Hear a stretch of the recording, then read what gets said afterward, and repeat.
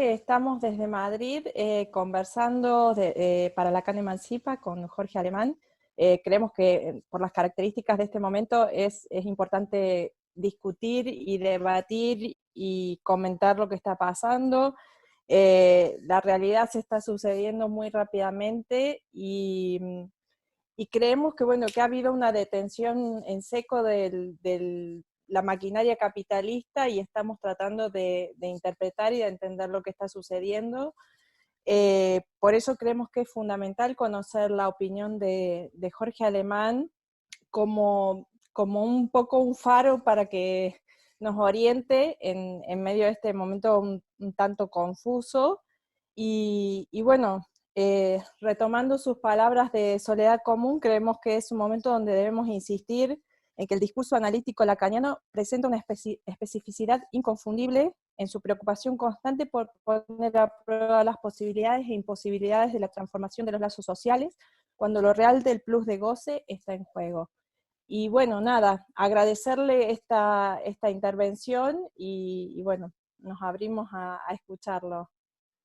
Bueno, el agradecimiento es mío y las presento yo a ustedes dos, Estela Canuto y Julia Gutiérrez.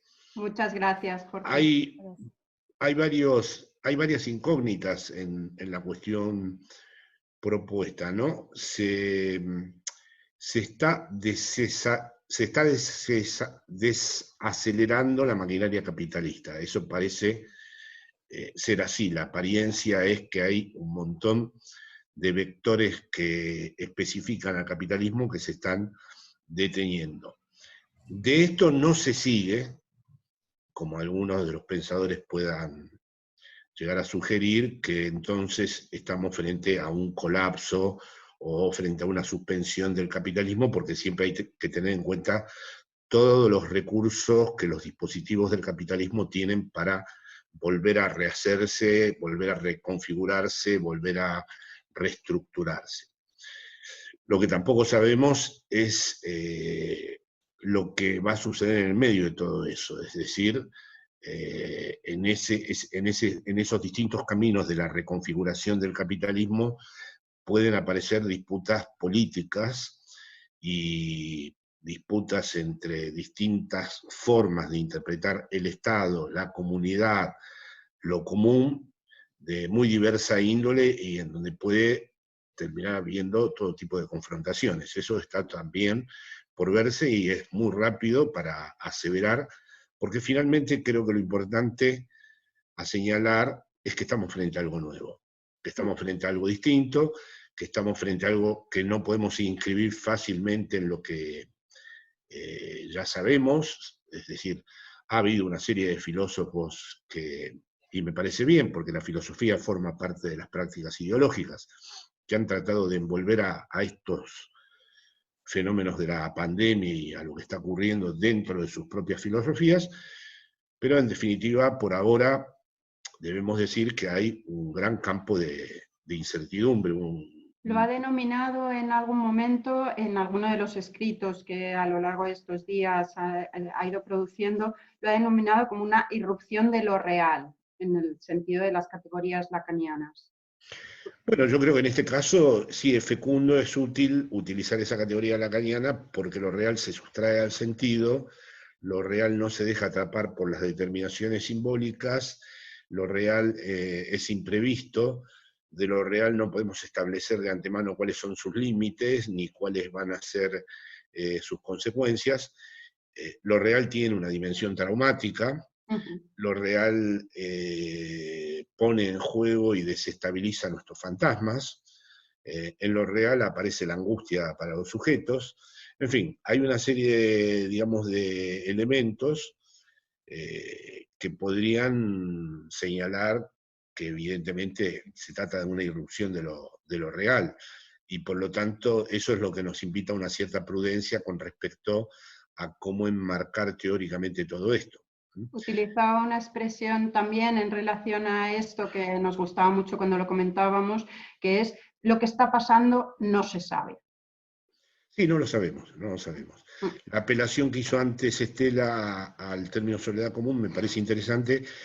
en cuanto a que no porque pretenda, digamos, dar cuenta de lo que ocurre, sino porque seguramente en eso que ocurre y no sabemos qué ocurre, va a estar implicado el sujeto y va a realizar una cierta travesía. Es muy probable que después de los distintos impactos que se van a producir sobre el sujeto y sobre las distintas maneras en que se va a desestabilizar su propio fantasma, surja, y es bueno que hagamos de esto una praxis. Al final, en el concepto materialista de praxis está la posibilidad de transformarse a uno mismo.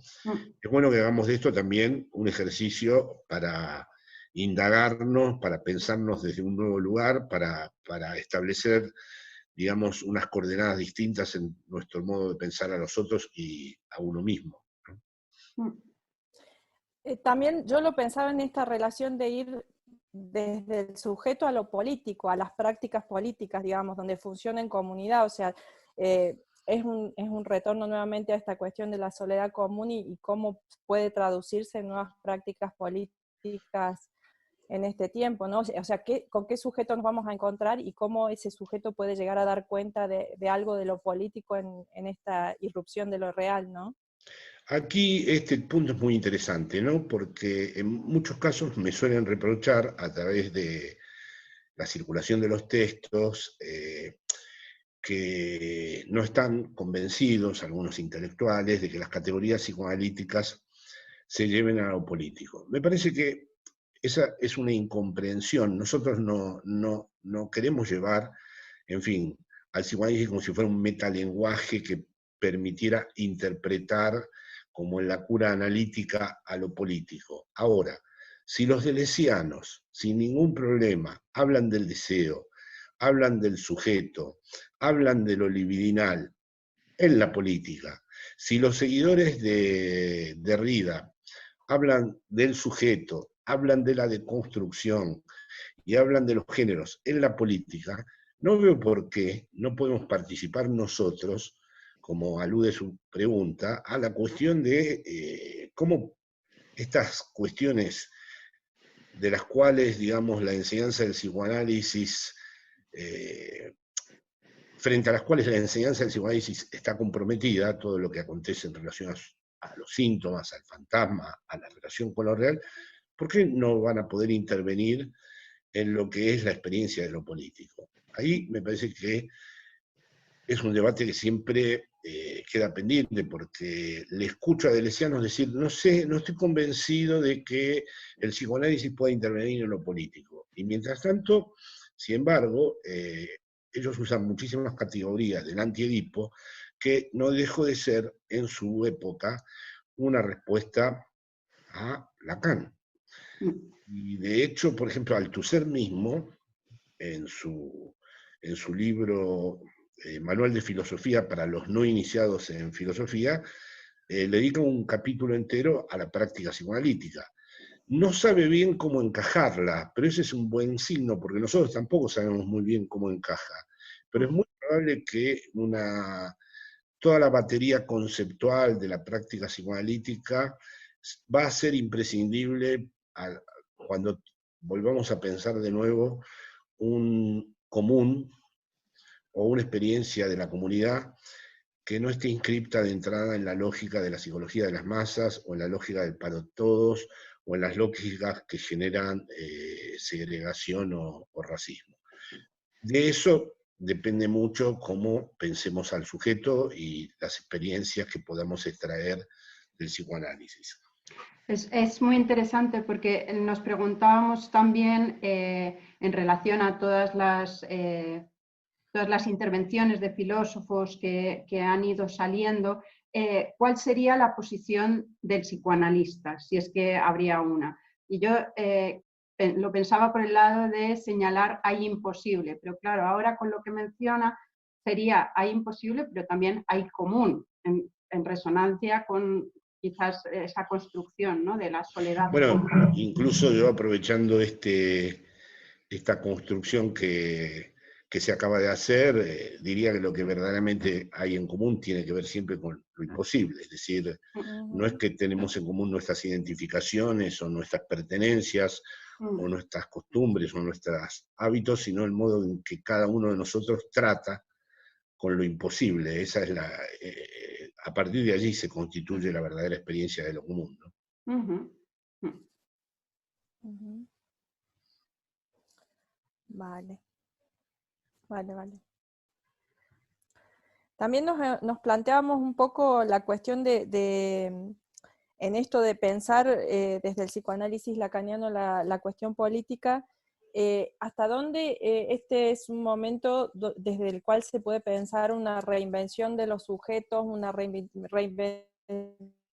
de las instancias políticas en la medida en que hemos quedado como un poco insistiendo en este lugar de incertidumbre y de no saber frente a lo que ha irrumpido,